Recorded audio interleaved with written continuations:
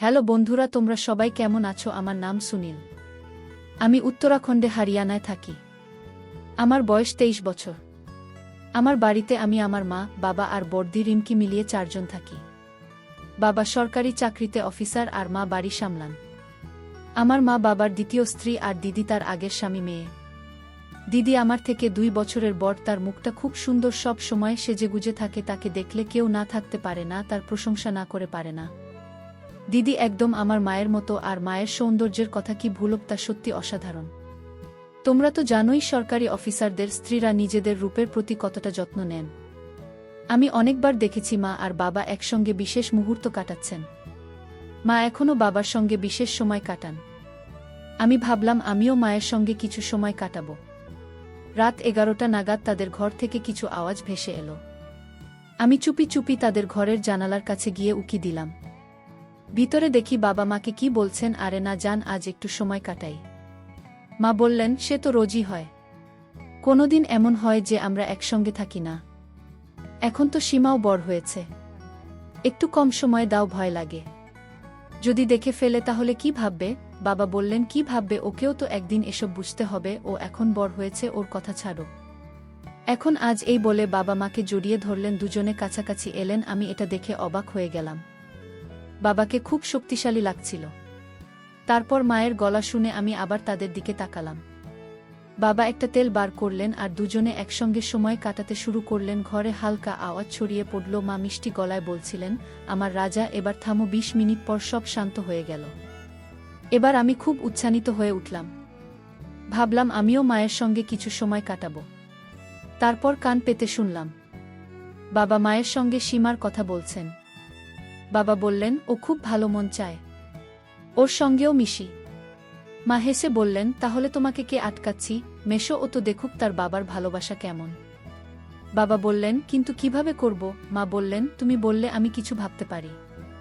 আমি এটা শুনে হতভম্ব হয়ে গেলাম। বাবা বললেন, আচ্ছা বলো তাহলে কি করবে? মা বললেন, সব আমার উপর ছেড়ে দাও, আমার রাজা, তুমি শুধু তৈরি থাকো। এটা শুনে বাবা আবার মায়ের সঙ্গে সময় কাটাতে শুরু করলেন। আমি তখন ঠিক করলাম বাবাকে দিদির সঙ্গে মিলিয়ে দেব। তার আগে দিদির সঙ্গে দেখা করতে হবে। তারপর আমি বাথরুম গিয়ে নিজেকে ফ্রেশ করলাম। মা আর দিদির সঙ্গে সময় কাটানোর কথা ভাবতে লাগলাম। মা যেই বাথরুমে ঢুকলেন, আমি এমন ভাব দেখালাম যেন তাকে দেখিনি। আমি সেখানে দাঁড়িয়েছিলাম। মা আমাকে দেখে ফেললেন। আমি এটাই চেয়েছিলাম। তারপর ঘুরে মাকে দেখে বললাম, আরে মা, তুমি কোথায় ছিলে? এই বলে আমি বাইরে চলে গেলাম। মাকে মনে হয় আমার ভালো লেগেছিল। সারা রাত আমি দিদির সঙ্গে সময় কাটানোর পরিকল্পনা করতে থাকলাম। তখনই মাথায় একটা আইডিয়া এলো, যে প্যাকেটটা আমি তুলে রেখেছিলাম তা থেকে একটা নিয়ে ভোর 5টায় তৈরি করলাম। সকালে দিদি যখন আমার ঘরে চা দিতে এলো, আমি ঘুমের ভান করছিলাম। দিদি ঘরে ঢুকে আমার দিকে তাকাল, কিছু বলল না। আমার কাছে এসে আমাকে দেখল, তারপর চা রেখে বলল, ভাইজা, চা খেয়ে নাও। এই বলে চলে গেল। ও চলে যেতেই আমি উঠে বাথরুমে গিয়ে ফ্রেশ হলাম। দিদি স্নান করে বেরোতেই আমি হলে ঘরে বসেছিলাম। সে আমাকে একটু অন্যভাবে দেখল। হোলি এসে গেল, সবাই খুব খুশি। আমার মামি বাবাকে হোলি খেলতে ডাকলেন। বাবা মা মামার বাড়ি 4 দিনের জন্য বেড়াতে যাওয়ার প্ল্যান করলেন। আমি মনে মনে খুব খুশি হলাম। ওরা চলে যেতেই আমি বাজারে গিয়ে অনেক রং কিনে আনলাম। দিনে খুব হোলি খেললাম, কিন্তু আসল মজা তো সন্ধ্যায়। ঠিক তখনই আমার পড়শি ভাবি আমাদের বাড়িতে হোলি খেলতে এলেন। বললেন, দেওরজি, শুধু দিদির সঙ্গে খেলো না, আমার সঙ্গেও একটু খেলো। এই বলে আমার মুখে রং মাখিয়ে দিলেন। তারপর রং লাগাতে লাগাতে হালকা ছুলেন আর বললেন, দেওরজি, তুমি তো বেশ শক্তিশালী, দিদিকেও রং লাগাও। দিদি শুনে রাজা পেল। ভাবি মুহূর্তটা হালকা করে দিলেন। আমি বললাম, ভাবি, এবার রং লাগানোর পালা। আমি ঘরে গিয়ে 1 বালতি রং মিশিয়ে নিয়ে এলাম। ভাবি বললেন, দেওরজি, এটা তো ঠিক না, দিদিকে রং লাগাওনি, আর আমার জন্য এত রং। তখনই দিদি বালতিটা ভাবির উপর করে দিল। ভাবি বললেন, আরে দিদি, এখন কোথায় যাচ্ছ? আমার পালাও বাকি। তারপর আমার হাত থেকে রং নিয়ে দিদির গায়ে লাগাতে শুরু করলেন। কিছুক্ষণের মধ্যে দিদিকে লাল করে দিলেন। ভাবি বললেন, আমার রানী, তুমি খুব সুন্দর মনে হচ্ছে, তোমার মজা চাই, দেওরজির সঙ্গে খেলো, খুব ভালো লাগবে। এটা শুনে আমি উৎসাহিত হয়ে দিদিকে ছুলাম। দিদি সত্যিই খুব খুশি ছিল। তারপর আমি ভাবির হাত ধরে টেনে সরালাম। দিদি বলল, ভাইজা ওকে ধরো। আমি ভাবিকে বাটিতে ফেলে ধরলাম। দিদি ঘরে গিয়ে অনেক সবুজ রং নিয়ে এলো, বলল, ওকে ধরে রাখো ভাইজা, আজ ওকে সবুজ করে দেব। দিদি কারো রং মেখে ভাবিকে রঙিন করে দিল। ভাবি খুব খুশি হয়ে বললেন, আমাদের দুজনের হয়ে গেল, কিন্তু ভাইজা তো বেঁচে গেল। তখনই আমাকে মাটিতে ফেলে দিলেন। আমি জানি বুঝে প্রতিবাদ করলাম না, শুধু বলতে থাকলাম, আরে ভাবি থামো। ভাবি বললেন, আমাকে সব জায়গা রং মাখিয়ে দিয়ে নিজে বাঁচতে চাইছ? এই বলে দিদিকে আমার গায়ে রং লাগাতে বললেন। দিদি আমার মুখে রং মাখালো। ভাবি বললেন, আরে দিদি আরও রং লাগাও। দিদি বলল, আমার লজ্জা করছে। ভাবি বললেন, তাহলে ধরো আমি লাগিয়ে দিচ্ছি। দিদি আমাকে ধরল, আর ভাবি আমাকে পুরো রঙে ভরিয়ে দিলেন। বললেন, দেখো দিদি, তোমার ভাই কত মজা পাচ্ছে, এবার খেলো, কেউ একটু মজা দাও। ভাবি আরও রং মাখালেন। দিদি দেখে লজ্জা পেল। তারপর ভাবি হোলি খেলে চলে গেলেন। এখন আমার শুধু দিদির সঙ্গে সময় কাটানো বাকি, যার জন্য আমি সকাল থেকে অপেক্ষা করছিলাম। আমি গোসল করতে গেলাম, আর সুযোগ পেয়ে দিদিকে ডাকলাম। দিদি বলল, কি হলো? আমি বললাম, পিঠটা একটু পরিষ্কার করে দাও, অনেক রং লেগে আছে। দিদি আমার পিঠের রং তুলতে লাগলো। আমি বললাম, ভাবি তো খুব গাঢ় রং মাখিয়েছে, সহজে যাবে না। দিদি বলল, তোমারটা তো যাবে, আমারটা কিভাবে যাবে? মাও তো নেই যে পরিষ্কার করে দেবে। আমি বললাম, তুমি আমাকে না ধরলে হয়তো আমার লাগতো না, আর তুমি তো সব দেখেও ফেলেছ। দিদি বলল, আমি কি করব? ভাবি তো বলল, তবে তুমি তোমার বন্ধুদের বলো না যে আমি সব দেখেছি। আমি বললাম, বলবো না, কিন্তু তুমি কবে দেখলে? দিদি বলল, সেদিন ঘরে চা দিতে গিয়েছিলাম, তখন আমি মনে মনে হাসলাম। দিদি বলতে লাগলো, আজ ভাবি রং মাখা ছিল, তখনও দেখলাম, আমার খুব ভালো লাগলো। এই বলে দিদি আমাকে জড়িয়ে ধরল। আমার রাজা ভাইজা, আমি তো কবে থেকে তোমার সঙ্গে ভালো করে মিশতে চাইছিলাম। আমি নিজেকে শান্ত করলাম। গোসলের পর দিদি বলল, ভাইজা মায়ের ঘরে চলো না। আমরা মায়ের ঘরে গেলাম। আমি দিদির সঙ্গে মিলতে শুরু করলাম। দিদি বলল, ভাইজা আজ কেউ নেই আমার সঙ্গে, খুব আমাকে খুশি করো। আমি বললাম, হ্যাঁ, আমার বোন, এখনই খেলি। দিদি বলল, ভাইজা নিচে মায়ের তেল রাখা আছে, লাগিয়ে দাও, সুবিধা হবে। আমি বিছানা থেকে সেই পলিথিনটা তুলে রং লাগলাম।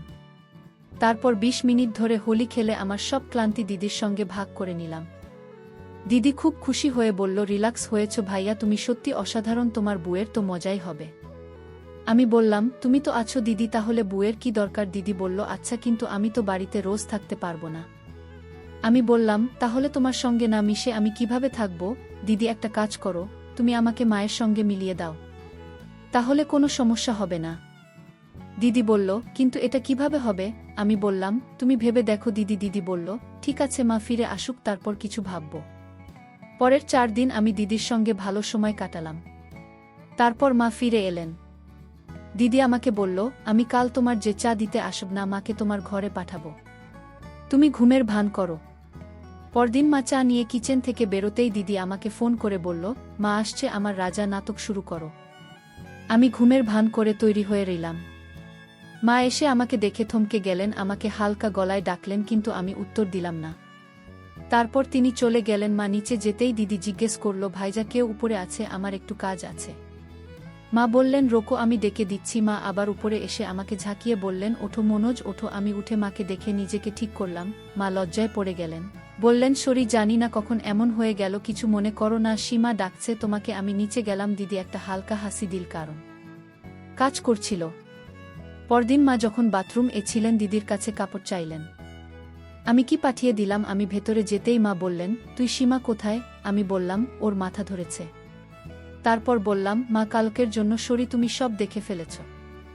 মা বললেন, তাতে কি হয়েছে, ছোটবেলাতেও তো দেখতাম, তবে এটা আলাদা। আমি বললাম, না মা, এখন তো আমি বড় হয়েছি, লজ্জা লাগছে। মা হেসে বললেন, হ্যাঁ, বড় তো হয়েছিস, এবার যা সীমাকে পাঠিয়ে দে। আমি বললাম, কিন্তু মা, ও শরীর ঠিক নেই, আমাকে বলো কি করতে হবে। মায়ের গা লাল রং এ ভরা ছিল, তিনি রং তুলতে চাইলেন। আমি বললাম, ঠিক আছে। তারপর রং পরিষ্কার করতে শুরু করলাম। আমার আর থাকতে পারল না, বললাম, আমিও কিছু দেখতে চাই। মা বললেন, কি বলছিস, পাগল হয়েছিস, তোর বুদ্ধি নেই। আমি মিনতি করে বললাম, প্লিজ মা, প্লিজ। বললেন, ঠিক আছে, কিন্তু আমাকে ছবির না। তারপর মা আমার দিকে ঘুরলেন। লাল রঙে ভরা মাকে দেখে আমি হতবাক হয়ে ২০ মিনিট ধরে ভাবতে থাকলাম।